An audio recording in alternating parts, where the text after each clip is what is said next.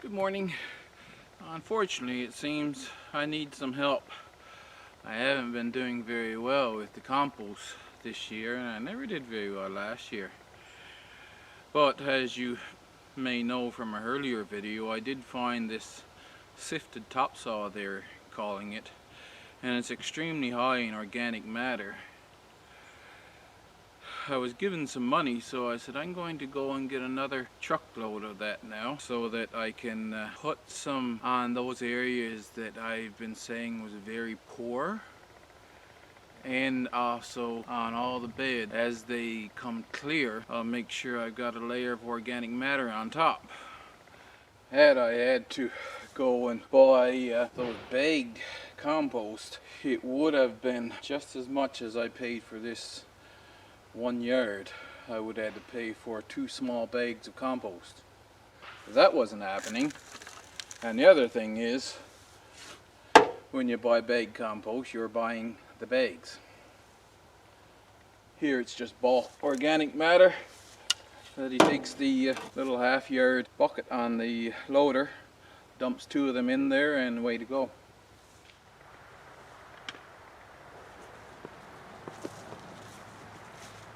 I got tired of that mess of the bolted radish plants that was here, so I tore them all out.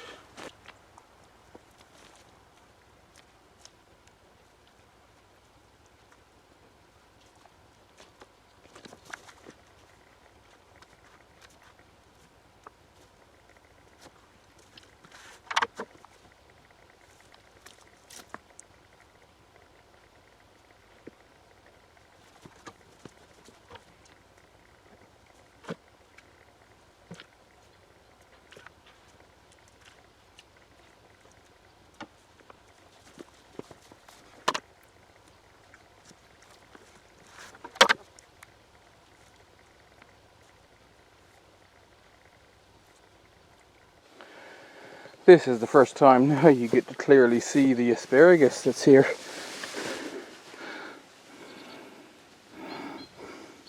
They grew nicely compared to what they were growing over in the other spot that I had them. So I have the 1, 2, 3. I have a amaranth plant I let grow there, but there's a asparagus right beside them. And then there's the smallest one furthest over, the 2 beet plants. And this right here was one of the tomato plants that I put out to see if it will grow. It's growing, but it didn't put on any tomatoes. This plant didn't.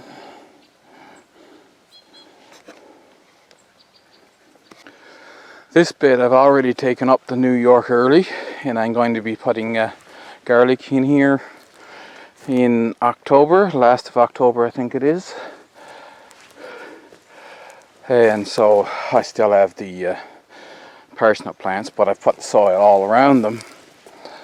And the same thing I've done over here. This is one of the places where the carrots weren't growing, but you can see there's awful big tops on the ones that did grow, and I'm hoping that means there's an awful big carrot underneath. And then the other plants are basically all parsnip. I have 1 red potato there and a Swiss chard right there. Now I might do this bed.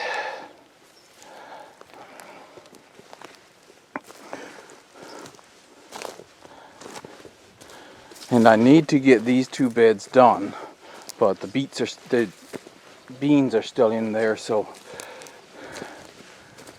what I'm going to do now is I'm going to go further down below and probably finish that load with down front there. And what have I got left, if I have any, I will bring them back up and put it here. This bed, between the forsythia and the rose bush, I planted those forsythia there, and I was putting a bed between. I sprained my wrist trying to loosen up the soil that's here. And even though I had the soil loosened, it may have compacted down again, I don't know. Nothing that I put here really seemed to grow very well.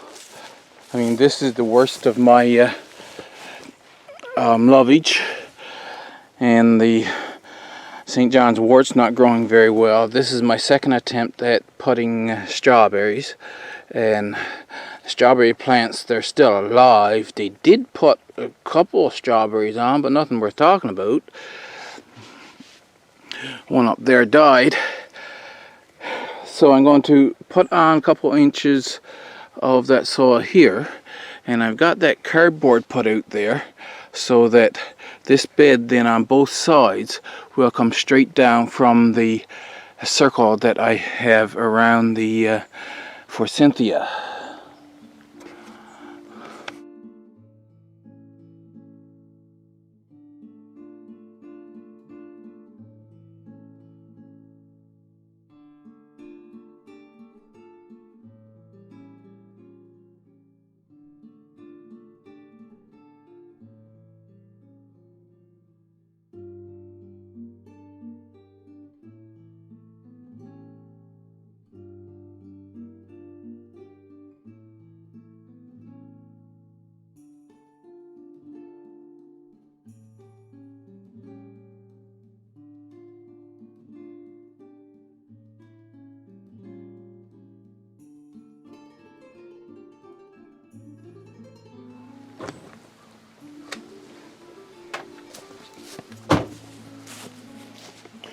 Why carry it when you don't have to?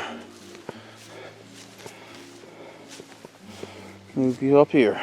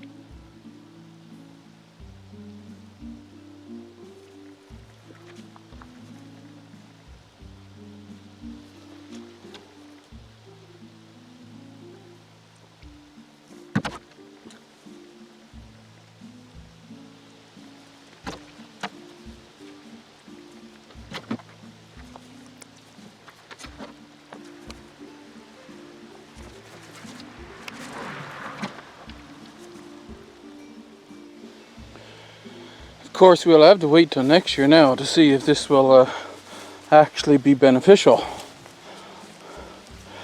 But I moved those strawberries down there. They're supposed to be pine berries, but I'm not so sure. At any rate, what I wanted them to do is fill out this area. So that's going to be left as is, and if they get growing good next year, then there'll be a strawberry patch with the St. John's wort and lovage in it. Front gate. Of course, this is another area you've probably heard me say several times that this is the very worst soil I have with respect to growing things, but I do want to plant things all along the fence. So this needs at least 4 inches of that topsoil, but I will be putting compost down here as well. It's just that right now I'm going to build it up with that topsoil, and then hopefully next year I'll have some compost to put there, and it should grow much better. I'll put you out here by the post and point the camera in.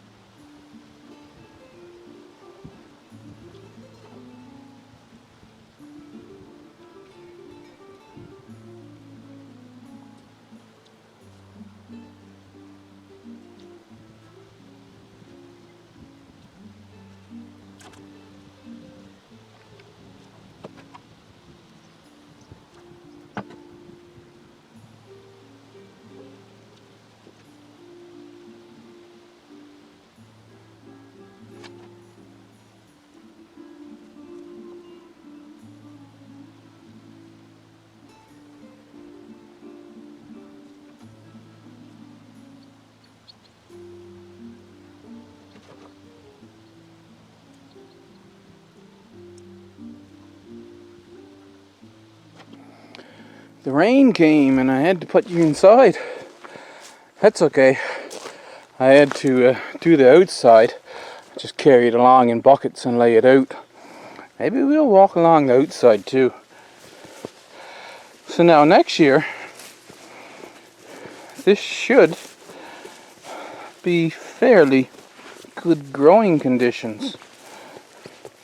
As long as I remember to water it, that is.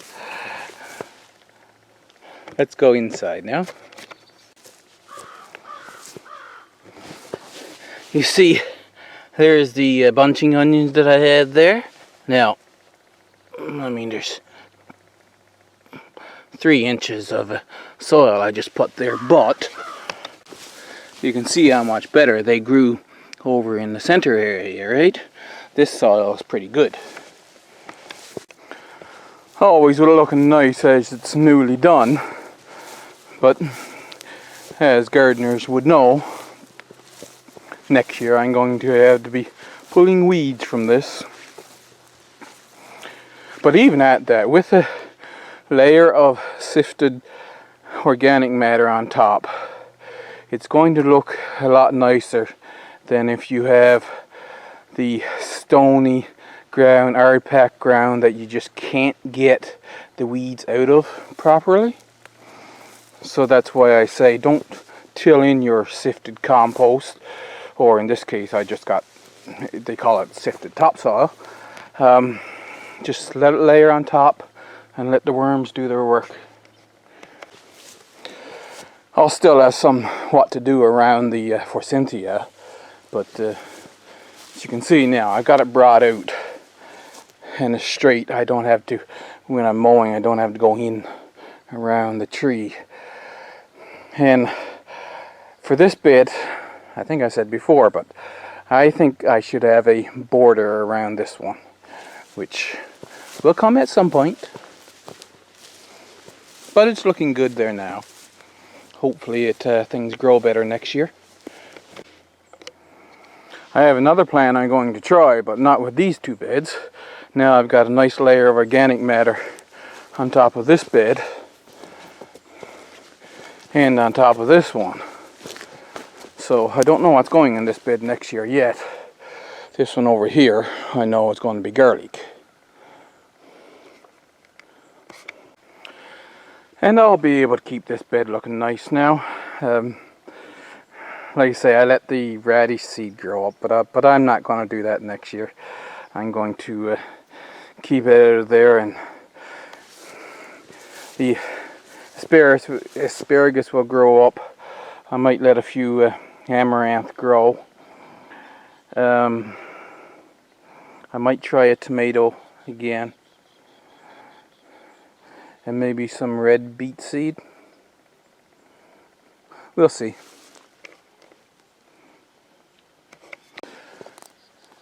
But like I said, sometimes you just can't keep up with the plan that you've had and you need some help.